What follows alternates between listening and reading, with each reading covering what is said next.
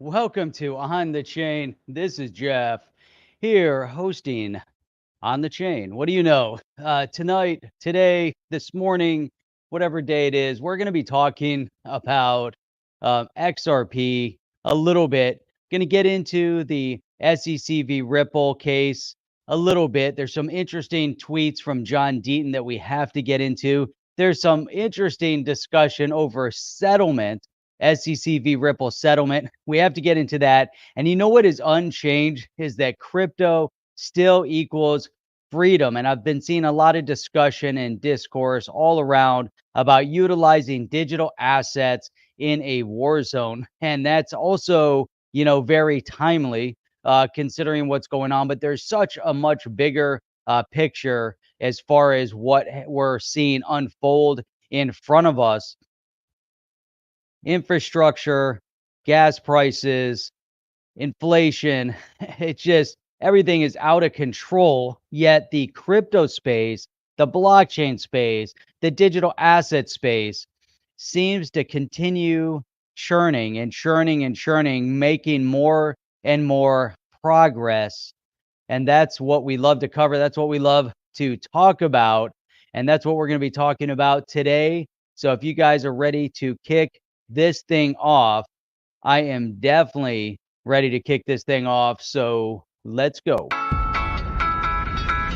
Are you down with OTC? Please like, subscribe, and click the bell to be notified when the next video drops.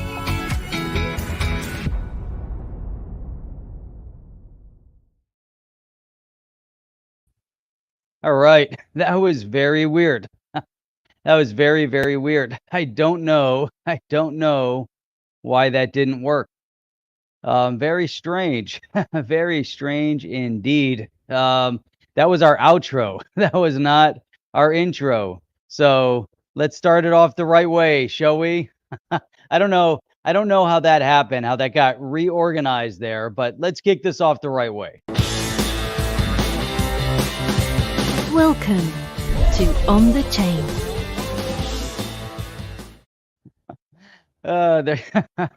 There's nothing like starting from the end. We're gonna start at the end, and then we are going to work our way backwards. That's why we start with the outro, and then we're gonna work our way back, and then by the end of the show, we'll do the intro. That's kind of how it's progressing today.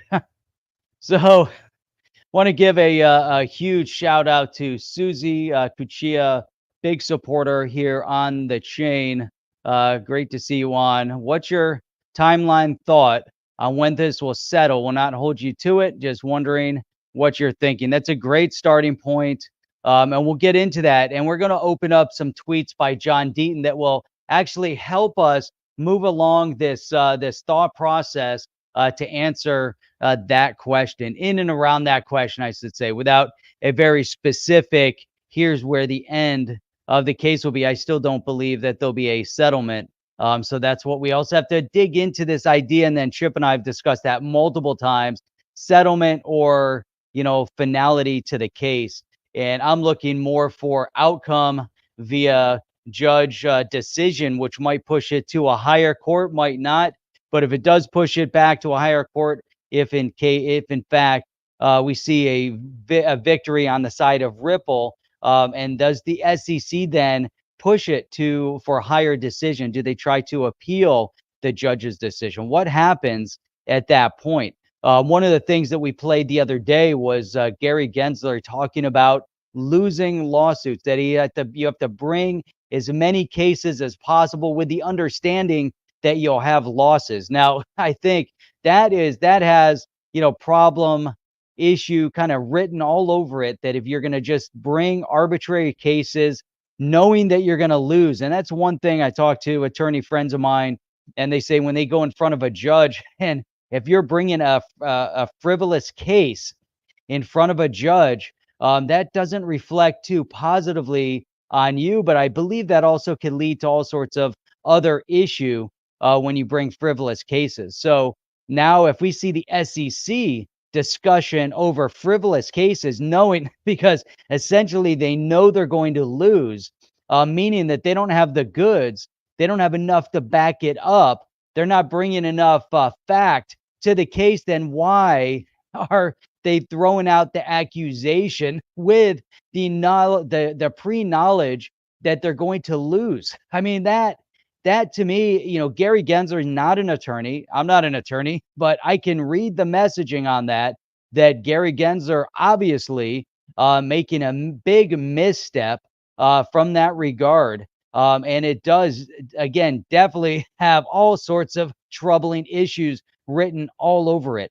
And so when Gary Gensler again comes out and says that you have to throw it out there in order to, with the pre knowledge that you're going to lose, I mean, that just tells me that you have a lack of respect, not just for corporate America, not just for American businesses, but you have a lack of respect for Americans in general and beyond, because it's not just people in the United States that are investing in these projects. You have people all over the world that are investing in these projects. So you bring a frivolous lawsuit, you attack the individuals that are investing in and around the project. You're attacking those that are building the project, and you don't have the goods on them to make the right outcome in your case. That is just uh, to me, again, we brought this up, and not to go political, but it's kind of hand in hand with the way politics are today. That there just is no respect at all, no respect at all for the individual, and the government has completely lost focus and lost track of the fact that they are there to represent the people's interests, not their own. And so once they forget that real basic tenet of government employment, that you are there at the behest of the people, and the people are not there subservient to you, that is a critical that's a critical point that we can't forget. So as soon as they've gotten to that point, which they're kind of there at this point, we've crossed that intersect where the government now believe that we are there at to be subservient to their demand, to their outcome, that they're somehow better than the people. Therefore, and if you look all around us, inflation skyrocketing, gas prices skyrocketing, and gas prices were skyrocketing before the incident that's unfolded in the Ukraine. Now, that is going to make it worse. That's going to magnify the problem on a massive global scale. Now, the biggest issue with all of this, obviously, is that, from an energy perspective, we see European nations as well as the United States taking a very backseat approach to energy independence. Now, are they going to also take that same approach to cryptocurrency? Now, that is kind of what we're seeing, that they're going to take a very detrimental, negative approach to cryptocurrency, whether it's Elizabeth Warren, whether it's the Biden administration discussing an executive order. What are they thinking? Along this whole narrative. I mean, it just, you have to look for what their end game is, and to me, the only end game that seems to be conclusive is the undermining of the success of the individual. So that I don't see any other outcome other than they're continuously penalizing individuals, whether it's a breach of the First Amendment, whether it's an infringement of the Second Amendment, whether you can go down a whole list of issues that have been caused. Now, cryptocurrency, digital asset, is just another example of the overreach and the overzealousness of a group of politicians that believe they are significantly better than the individual. And again, that's super problematic. And that is exactly why, when we look at the notion of decentralization, we look at this notion of cryptocurrency and everything that it represents, bringing about and representing freedom. And that is probably by far the most significant evolution in all of history around the world.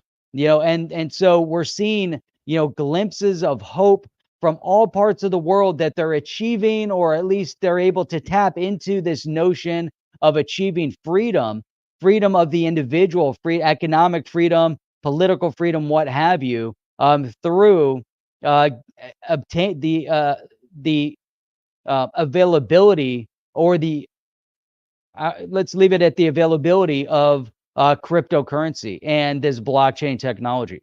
So that to me is like the best and most important starting point. And I'm seeing some great comments here, and it's amazing, right? So Diehard saying intimidation tactics, and we're seeing that on a grand scale, and you have to look at what's unfolding over right now with the Ukraine and Russia. And it's interesting because we see statements that Russia attacked Crimea during the period of time that Biden was vice president. They attacked Georgia while George Bush was in office. Under Obama, it was Crimea. Then we have a series of 4 years of relative calm. And then again, now everything stacks up. Now, it wasn't a sudden move. All of a sudden, Russia's like, oh, we're going to go and invade Ukraine. And this is the narrative has been laid out. What's interesting is, from us as individuals looking at it from a crypto perspective, we have to be very cognizant of what's happening on a global scale, because as we see things roll out, and for the larger part, it's amazing because there's a lot of discussion right now on Swift. There's a lot of discussion right now on we're seeing cryptocurrency come to the forefront almost as a savior, as a saving grace. Now, imagine if it didn't exist. What's interesting about this notion as well is that we've seen some very interesting commentary coming from people like Elon Musk and others. Even the CEO of Kraken has a statement, mainly because they're looking for freedom and they want to maintain this level of decorum when it comes to freedom. And we see governments, even the free governments, that have overreached to crush individual freedoms in order to prevent a harm that is potentially currently occurring, or that could potentially that could occur in the future. Now, how do you repress or suppress an individual's freedom in order to prevent harm that is going to be that is happening at the hands of somebody else? So let's get into that. People are bouncing in. I definitely want to get into this idea and what Susie brought up in the beginning, which is SEC v. Ripple, and kind of dig into some commentary there from John Deaton. But before we get there, I think this is like, I just think this is critical. So I got to share my screen. Once we get the screen shared, then I can pull this over. Now, there's two interesting commentaries here. One is from, here we go. There we go.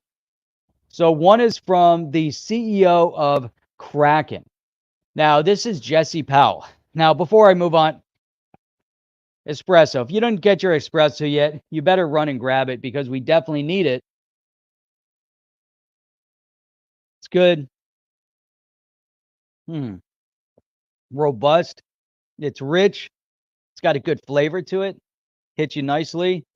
I put a little of the pink Himalayan salt on top of the grounds before it was percolating through the mocha pot. Good stuff.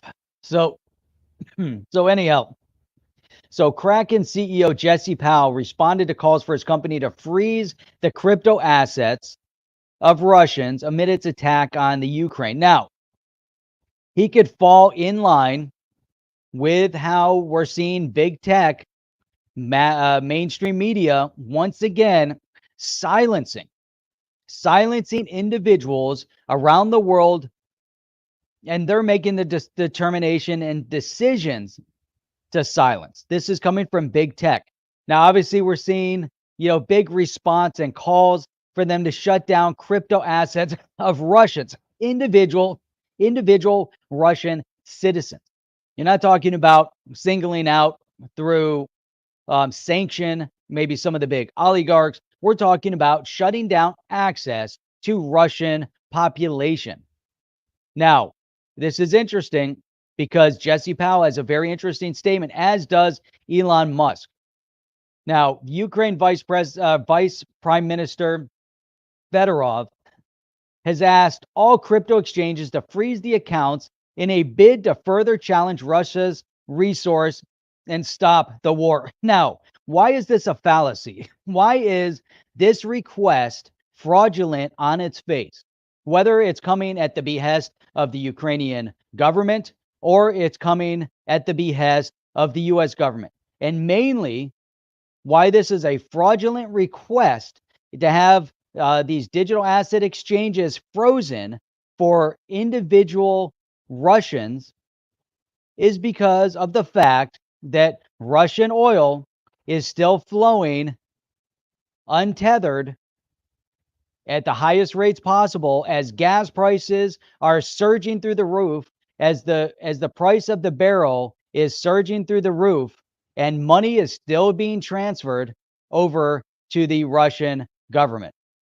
So if you're going to continue to buy oil and you're not going to turn on the spigots in the United States, and you're not going to see a ramp up of oil production in the United States to offset the oil production in Russia, then calling for punitive measures against citizens of Russia is a fallacy. It does nothing but harm individuals in Russia. You want to impact the economy over in Russia, get the price of the oil, the barrel of oil, back to $35, $40, or $50. Sitting at $100 plus is only going to further fill the financial coffers of the Russian government, as it is with OPEC. So it's such a fallacy. And so, but we look at what's interesting here with Jesse Powell. He said the co-founder, it says the co-founder, one of the most popular crypto trading venues in the US, has refused, explaining his position in Twitter. While he has a deep respect for the people of the Ukraine, which is horrible, what's happening there is horrible. He said he believes crypto should enforce individualism rather than the nationalistic alliance to a country. And he's 100% spot on. The whole notion and concept of this of decentralization through the cryptocurrency revolution is exactly this: enforcing individualism. If the exchanges become centralized to the point where they will shut down individuals' access, it will detrimentally impact that exchange, because then individuals will say, look, you're shutting down individual access, not country access, not war criminals access. You're not going to look, but individualism. It's not, they are not there to play politics. The other part of this is that this is a monetary transaction, the flow of money. You want to shut off the spigot, you don't shut off the flow of small dollars. You shut off the resource, shut off the oil. That's how you do it, but they're not willing to do it. They also could have, and we saw this decision happen over the past couple of days, they could have accepted the Ukraine into NATO. The discussion of bringing the Ukraine into NATO is one of the bases for why Russia is acting the way they're acting to begin with. There's a lot of variabilities to why Russia is doing what they're doing beyond the insanity part of it, that they're in modern day, they're going to attack another country. But there's a lot of backstory to what's happening. They won't share all of the backstory. I'm not going to say, but obviously what's happening is horrible.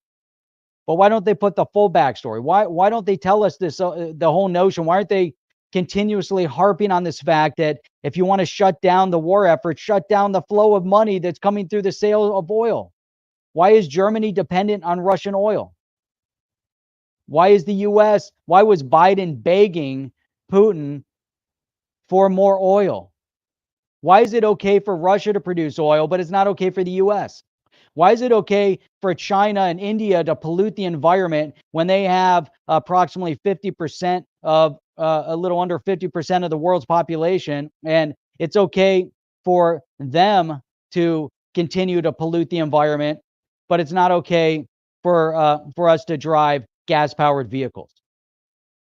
You know, why do you have to be so insane?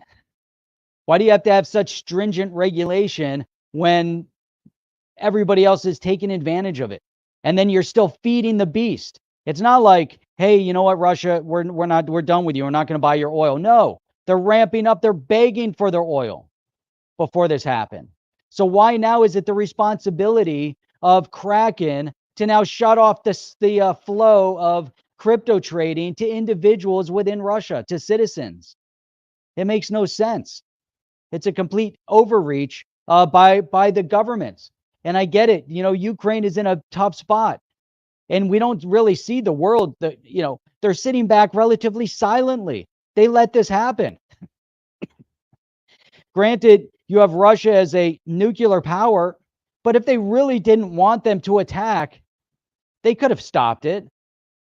You know, I don't buy this. I mean, it's nonsense. They always sit back. They always sit back. It's going to happen. It's going to happen. There's nothing we can do about it. It's going to happen. We're going to use sanctions. We're going to use economic sanctions, but we're still going to trade with them.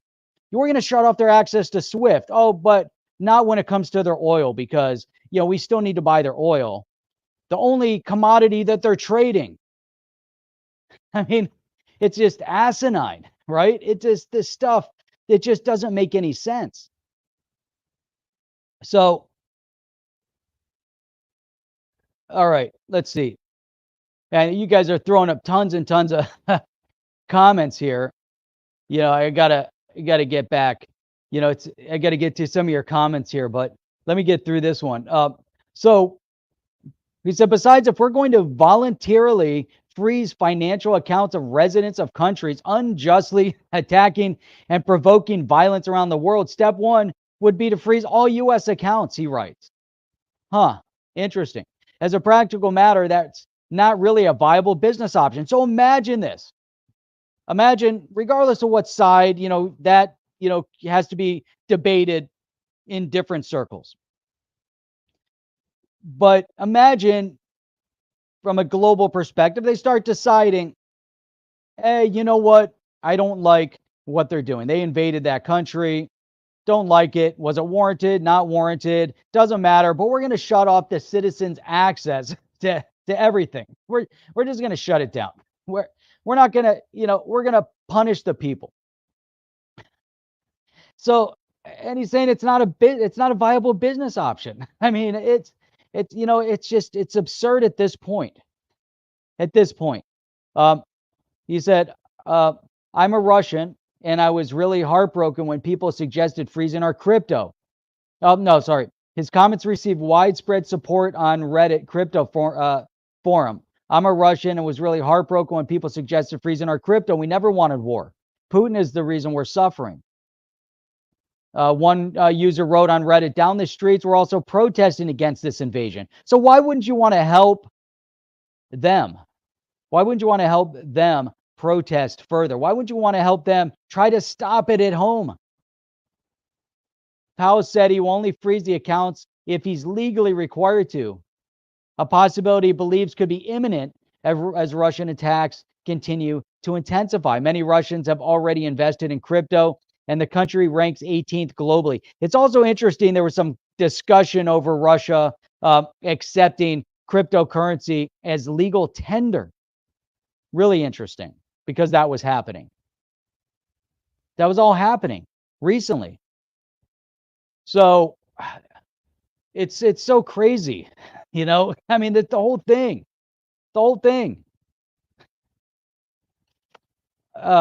You know, it's just too much. Just too much.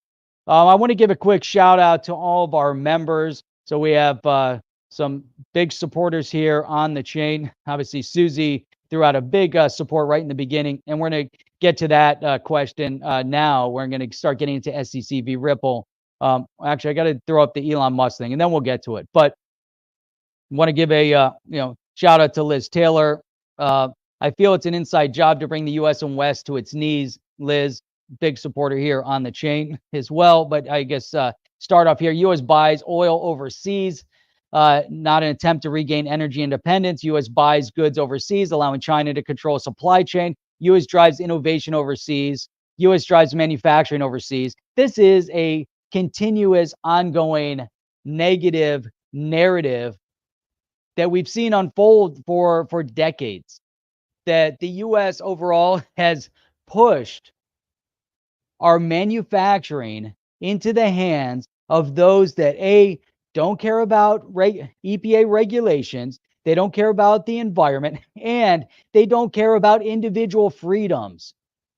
It's so amazing that over here they're passing laws and, the corporations, and they buy into it. And then they open up factories over in China with, in the past with child labor, with unsanitary work conditions. Oh, let me see, like companies like, I don't know, some of the ones that have swooshes on their clothing and many of the others that are manufacturing over there, that the quality of their textile product has decreased exponentially over time. So they moved the production over there to these unsanitary conditions in order for us to have cheap product. So they move cheap product here in the United States, but it's not just cheap in price, it's cheap in quality.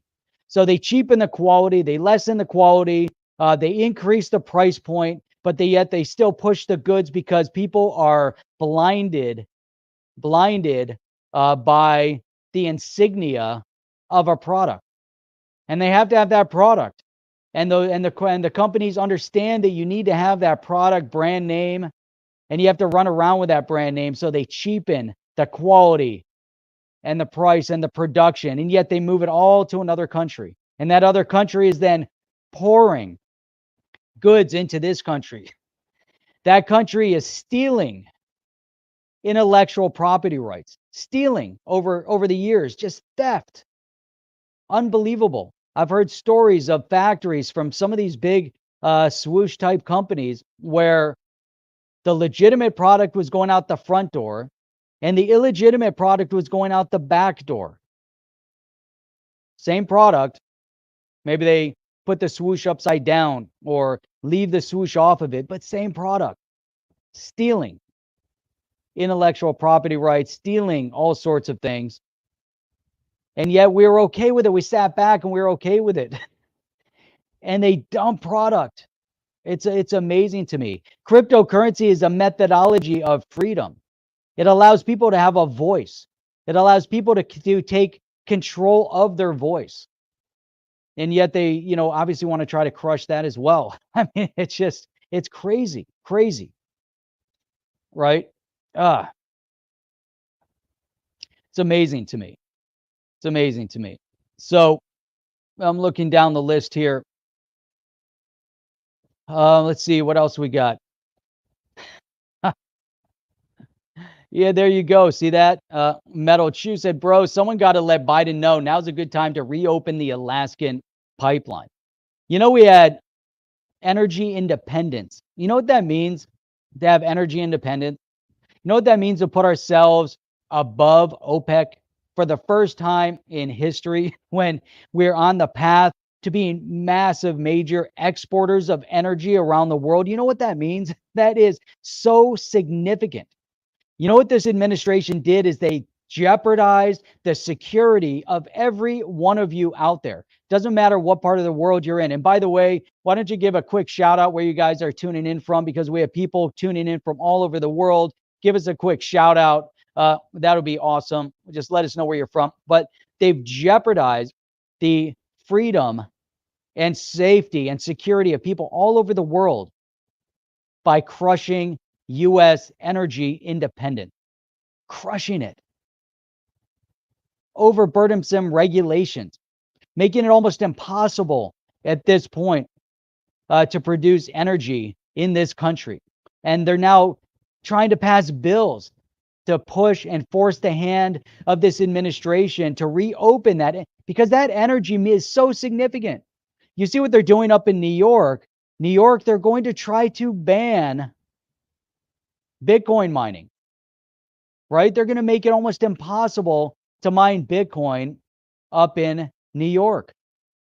What is going on in that cesspool they call New York? I mean, it just amazes me. It amazes me. A once amazing, flourishing city is being brought to its knees by these zealots in New York.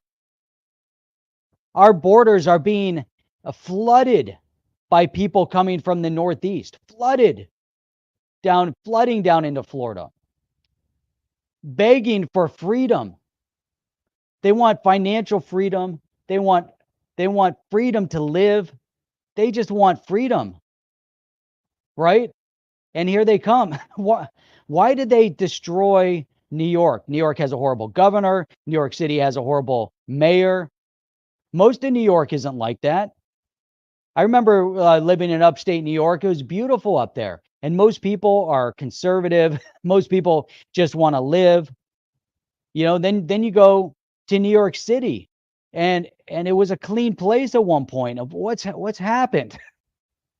What's happened to the mentality of the people? I mean, it's crazy to me. I don't get it. It's heart-wrenching to see what's happening. New York Bitcoin mining moratorium bill garners more support. The bill to suspend crypto mining for 3 years is gaining steam in New York State, while the state's environmental agency determines how much mining impacts the environment. Ooh. Oh my God. The EPA wants to that could be 10 years. You want to look? They're turning on computers. They're using computers. They're not digging into the ground. They're using computers. That's what they're doing. They're using computers to mine Bitcoin via solving algorithms. Yes, it can use a lot of power, but they are using computers. Insane. Insane. They have lost their minds. A New York State proposal to suspend fossil fuel powered proof of work mining for 3 years across the state has gained support from 2 more assembly members. I mean, these people are out of their minds. Out of their minds. Completely. The energy is there. The energy is being produced. They're just using it. They're not the computers aren't producing any type of CO2. They're using the electricity that's already being produced. There's surplus electricity. There's nuclear power. This is another false narrative. These people are out of their minds. They're going to destroy New York. I don't want them here. We don't want this mentality down in Florida. Hopefully all the free-loving people of New York decide to leave. We can't fit everybody here in the South, but there's plenty of room in Central and Northern Florida. It's crazy. It just makes no sense. And then you say, "Oh, it's political." I'm not getting political. I'm looking at I'm looking at the insanity of this. Who cares? I don't care if you're anti-Bitcoin or not. This is the crypto space. This is a direct attack on cryptocurrency, on blockchain, on digital assets. This is just the starting point. And then they say, well, no, it's just Bitcoin. Okay. How is using Uphold in New York treating you guys? What exchanges are you guys able to buy XRP on up in New York? Are you guys using Uphold? How's that access looking? What's going on?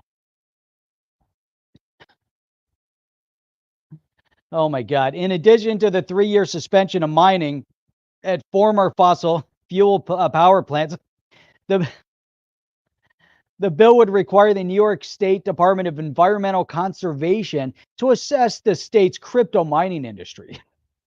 The assessment would determine the impact on water and air quality and greenhouse gas emissions. I think where was that where they were taking over one of the old power plants and they were going to fire it up? Maybe that's what they're talking about.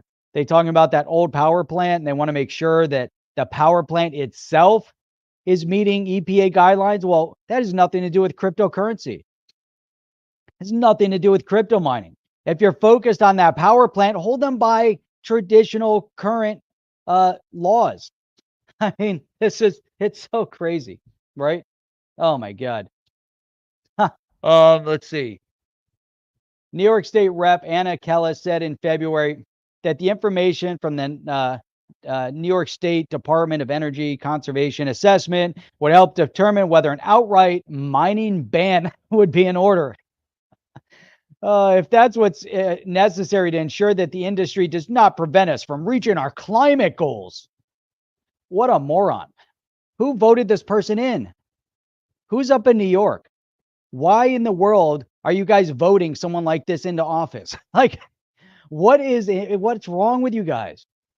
What's in the water up in New York that you're willing to, and they have their climate, you know what their climate goals are? To shut down all fossil fuel. They want to take away your car. They want to make it more expensive for your gas. They're so happy. They're so giddy. I guarantee you, people like this Anna are having parties. They can't wait for gas to be $8, $10 a gallon. You know why? Because it's going to destroy individuals' lives. It's going to make it more difficult for people to drive to work. Cryptocurrency is the salvation. This isn't what they're making it out to be. I mean, this is like, it's the freedom. Now we're seeing, right? The reason why it's the salvation is because you have people like this on the other side. You have people like Elizabeth Warren. Oh, Russia might use cryptocurrency to circumvent our sanctions. Therefore, we need to increase our scrutiny of cryptocurrency everywhere. That's their mentality.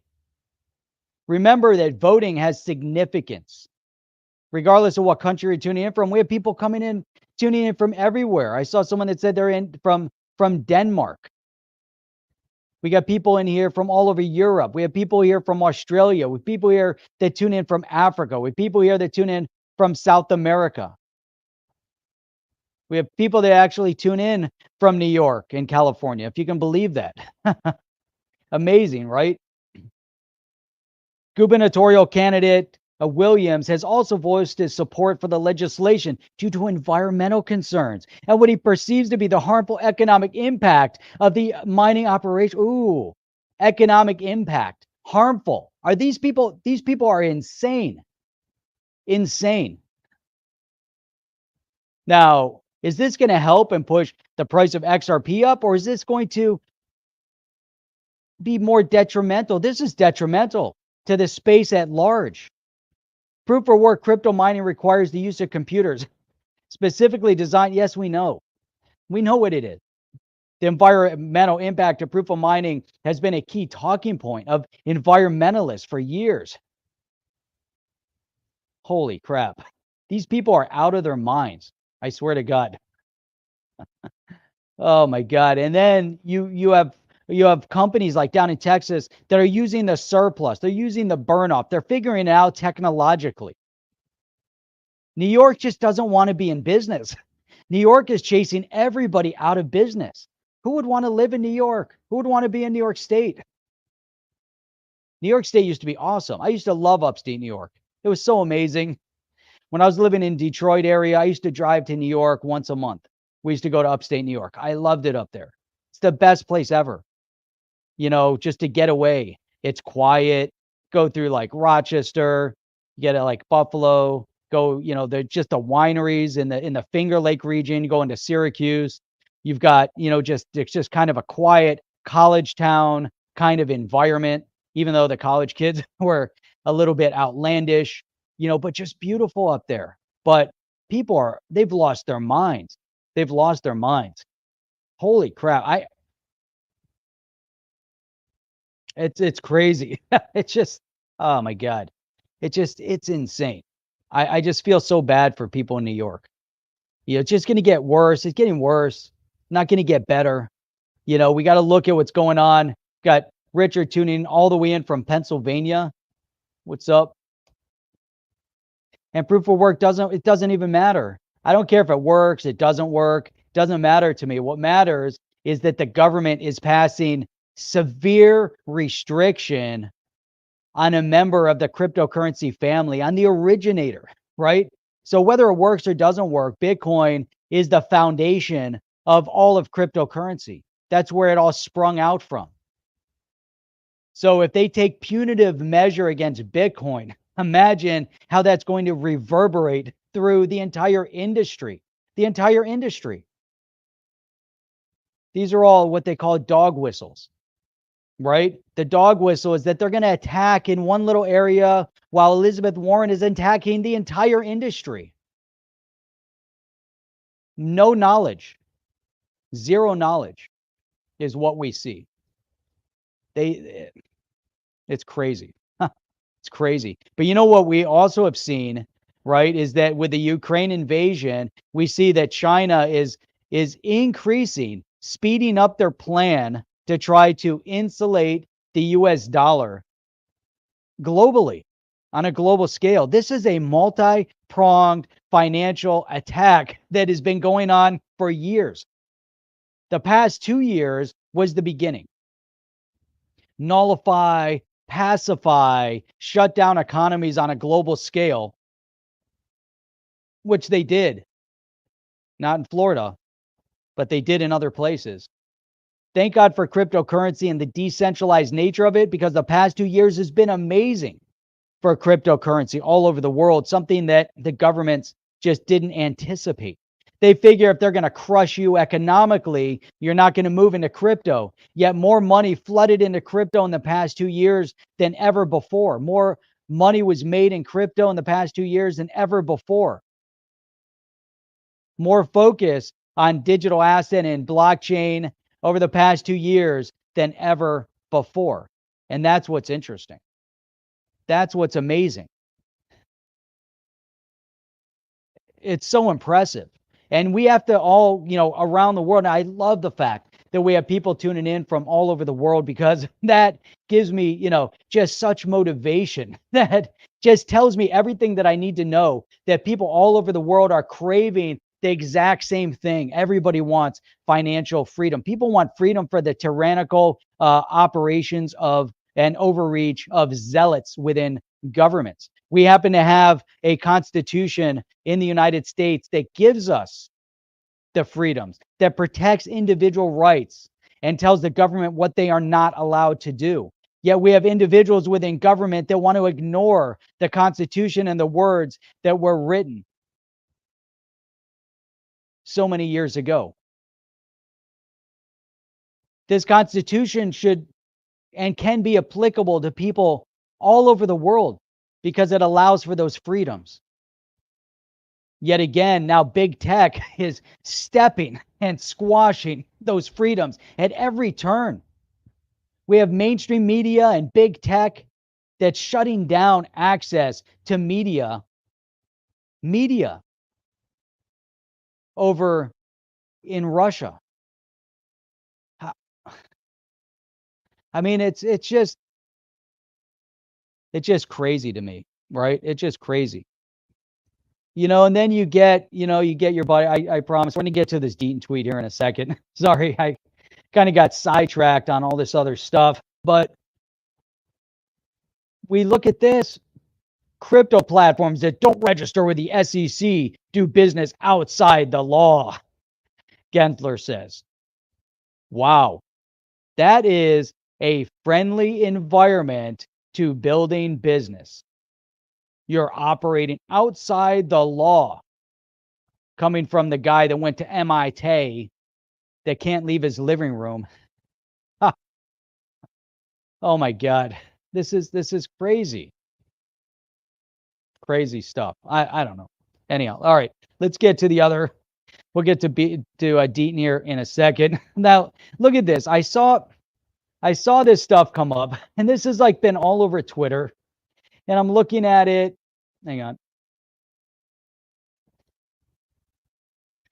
I'm looking at these feeds. SEC lawsuit via Ripple reportedly ends in settlement. Ripple CEO Brad Garlinghouse gives hint. Now, I watched that same thing. Rumors started to emerge that SEC lawsuit via Ripple ends in settlement. Where did this come from? I don't understand other than XRP, the standard production. So we're going to get to that in a second, which is, and there's some comment from XRP, the stand. So it's funny. The Hallmark case between Securities Exchange, SEC, the popular blockchain company Ripple, has reportedly been settled. Sources familiar with the matter stated the lawsuit, which has lasted for more than a year, is rumored to have come to an end, with the SEC and Ripple reaching an agreement on what the settlement would be. Per the source, all staff working on the case have been reassigned. You got to love this stuff. You got to love satire. According to one of the sources that made the revelation, an official announcement is expected to be in the coming week. Anyone else heard the rumor? Settled. All staff on the SEC Ripple case have been reassigned. A week until the news in public, a Twitter user with the username XRP Production said. Anyone else heard the rumor? Settled. All staff on the SEC Ripple case have been reassigned. A week until the news in public, SEC now hiring to prosecute illegal currencies. The beer in your hand is now champagne. Your VW is now a Lambo. The girlfriend that dumped you is calling XRP. That dumped you is calling XRP. So you got to love it. Popular cryptocurrency YouTuber Ben Armstrong said he hopes the rumors are true, coming on how factual the information is. I can 100% affirm that I'm praying that this is true. It has been included in my nightly prayer since October 1st. Ben Armstrong, this is so funny. SEC says it would lose some cases. Meanwhile, in recent news, Ripple CEO Brad Garlinghouse said the SEC chairman, Gary Gensler, disclosed that the agency would lose some of its cases. The SEC commissioner, was interviewed yesterday and commented, hey, we're going to lose some cases, which of that part was true.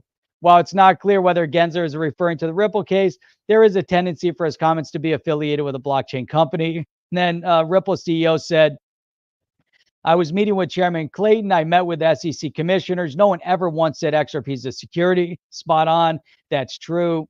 We kind of went through all this recent developments, and this kind of goes on and on into like sincere stuff. But what I think is funny is that they pick up on this idea, this notion of settlement. And now, and I said in the beginning, don't believe in settlement. I still believe it's going to go the distance. I think we're in, the funniest of metaverses. So anyhow, so let me get the tweet then from, hang on. I want to get the tweet from, here we go. So this is great. Hang on. I just, let me slide it over. Here we go. Then we'll spend a few minutes on Deaton. Here we go. So XRP, the standard production. You guys know it's a satire site, but breaking exclusive news.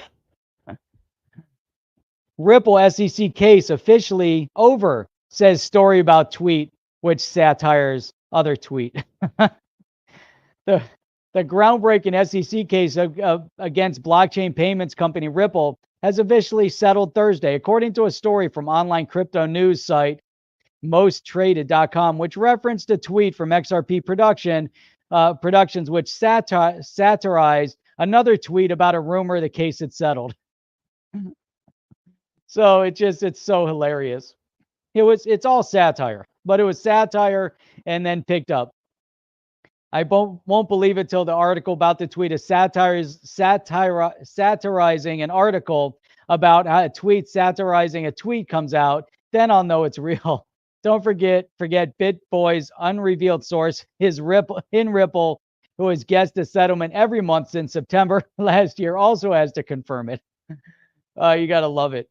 I love this one. This is an old one, but climbing up the stairs. Let's just skip. But it's just all satire. So I had to throw that in there because I was watching all this stuff unfold. I'm reading the articles and the tweets. There was a settlement on Thursday. And then finally I see the follow-up tweet from, and I'm like, there you go. Spot on. This is exactly it. But this is good stuff. But I'm going to tell you, I feel so in reality, not in jest here, not based on the satire and all of that, but we saw Brad Garlinghouse, right? We saw him in the interview recently.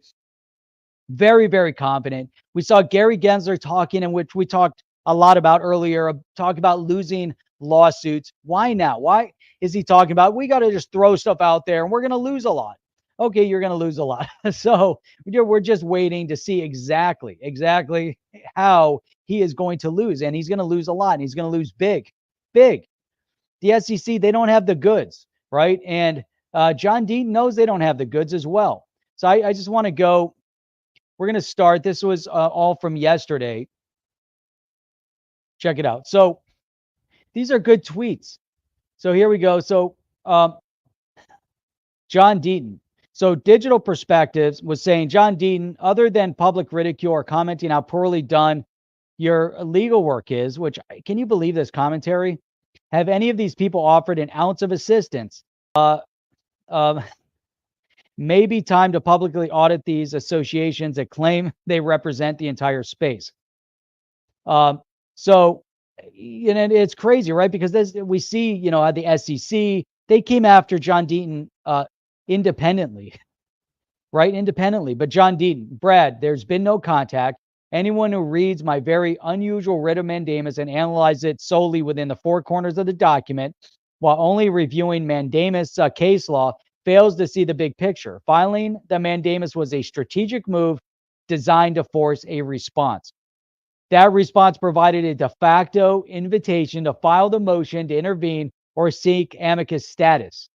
Several of the same lawyers who ridiculed my writ also took shots when my initial motion to intervene was denied without prejudice because I failed to follow the court's local rules. Of course, when the digital chamber was denied pro-hack status for failure to comply with the court's local rules, similar criticism was non-existent. Some lawyers not only took shots at me, but they spread actual FUD, claiming that because I failed to follow the local rules and the motion to intervene was initially denied, we would not be able to refile the motion due to the expiration of a deadline to add additional parties. So this is a critical statement that he's bringing up right here.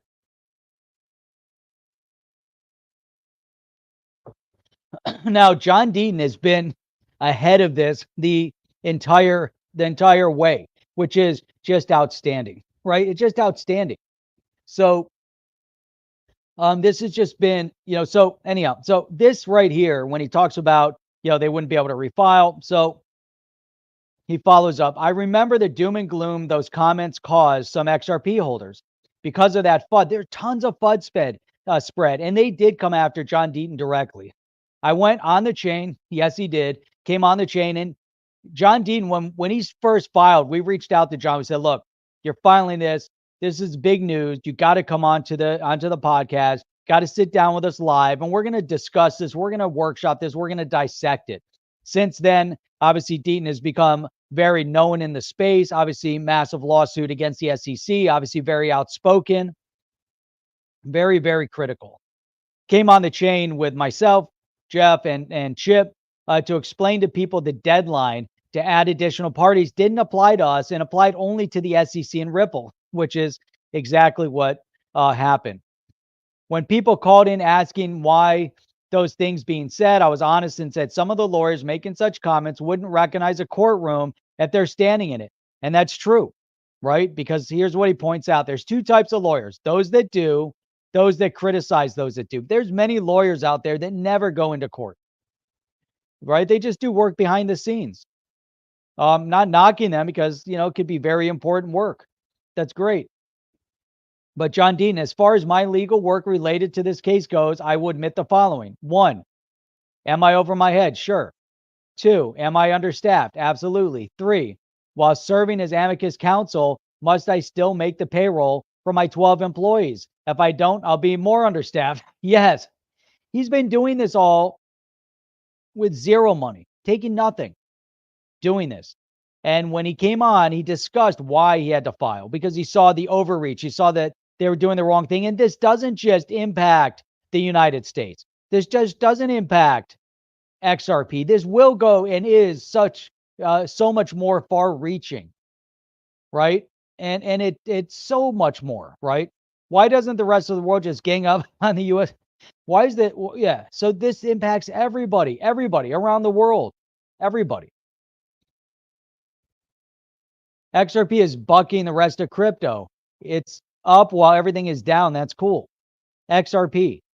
It's a major there, and you get behind it and you look, you're like, why did the SEC single out XRP? Why did the SEC decide to give a free pass to Ethereum and the Ethereum Foundation and Bitcoin? Why did the SEC and Clayton and Hinman stay silent when Brad Garlinghouse and team were in front of them multiple times and they never once brought up the fact that they thought XRP was a security? Why did that happen months before filing the court case against Ripple?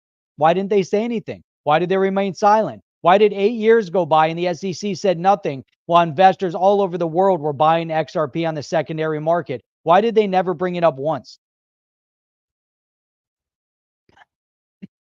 John Dean, while serving as amicus counsel, must I still represent my mesothelioma and asbestos clients to the best of my abilities? Yes, because that's his specialty. Now he's becoming an expert in crypto law because he spent the better part of 2 years or a year plus fighting it. So could my writ of Mandamus or my motion intervene been researched and written better? Of course. But that's not the question to ask. The relevant question is, could it have been done better by someone who was doing it pro bono with zero experience in security law while managing a law firm, representing gravely ill clients, utilizing second-year law students as his only support for research and writing, not dumping millions and millions of dollars to do it? Why wasn't anybody else doing it? While maintaining the intense pressure not to let down or disappoint 65,000 people have placed their faith and belief in him. I'm sure the answer is still yes, although I doubt it could have been done of those being so critical. There's John Deaton. Yes, a lot of people came out of the woodworks to beat up on him. I would love for the industry leaders, the so-called experts, to get off the sidelines and join the fight. Where's the Blockchain Association on all this? Why hasn't the Blockchain Association been outspoken on this? Where are they behind the scenes? Why aren't they, yelling on the sidelines and fighting the SEC every step of the way? We can keep asking why. I don't understand how you have a PAC, how you have a lobby organization that isn't. It makes no sense to me. In other words, show me the rest of the world, how it's done. How is it done? Where are the experts lining up to come to the defense of blockchain and crypto? Where did they go? What happened? What's going on exactly? I mean, it's amazing to me, right? This really represents everything. Everything that we're discussing, this case, the SEC v. Ripple, this is the epicenter of everything.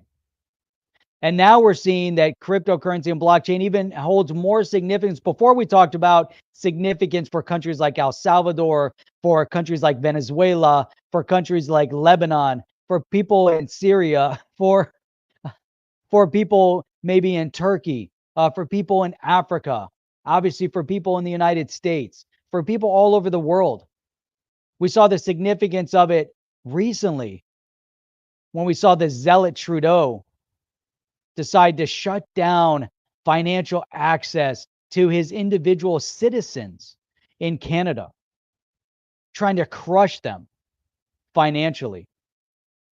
This is the new world we live in because these governments realize that the fintechs are either in their back pockets or they're in the back pocket of the fintechs. I'm not sure. Maybe they're in each other's front pockets. I'm not 100% sure. They're probably in each other's front pockets. What they're doing in the pockets, I don't know. But I think the governments and these fintechs are in each other's front pockets, messing around a little bit here. And it's really problematic. Very problematic. And now we're seeing what happens is when a government says jump, fintech says how high. If the fintech says jump, these government representatives say how high. Which one is which? Or maybe they're just working together. I mean, it's crazy to see this narrative unfold, and we've seen it now unfold multiple times. We're seeing it again with how they're responding to citizens in Russia. We're seeing how they responded in Australia. We're seeing how they responded in the United States. We saw how they responded in Canada. We saw how they responded to individuals, family members, friends. This is the division of the people. This is the wedge that they're trying to put in place to crush your spirit. So cryptocurrency and blockchain has so much more significance than all of this. And that's what John Deaton's also fighting for. And that's exactly why we see it on the front lines right now in the discussion and the discourse and the conversation in Washington is to shut it down. Those that don't support freedom, that want to crush you economically, that want to take away what you've rightfully earned, want to shut it down. They want to silence it. Look at what's happening in the government in New York State. Look at what's happening in some of the circles in DC and elsewhere in Canada and Australia and elsewhere. It's crazy. Big shout out to Crypto Eddie. Big shout out to all the supporters here on the chain. Big shout out to our on the chain members. You guys know who you are, and you're highlighted. You can use special emojis, etc. Everything that you guys do showing up here helps us tremendously. Giving us a thumbs up helps us out tremendously. Sharing us on Twitter helps us out tremendously. And subscribing to On the Chain helps out tremendously. And since you guys are still here, we have over 200 people here towards the end of the show, still listening live. Give us a subscribe, hit the bell notifier. You guys know that stuff. And we do stream 6 days a week, Sunday through Thursday at 8 p.m. Eastern Standard Time, and every Saturday morning at 8 a.m. Eastern Standard Time. But everybody here that's here with us right now, you guys already know that. So have an amazing weekend. We'll see you guys back on here tomorrow night. Chip and I will see you guys on the next one. This time I'm going to play the outro last instead of first, even though we started the whole show with the outro. We'll end it with the outro instead of the intro. But I'm out. Have a good weekend. See you on the next one. Are you down with OTC? Please like, subscribe, and click the bell to be notified when the next video drops.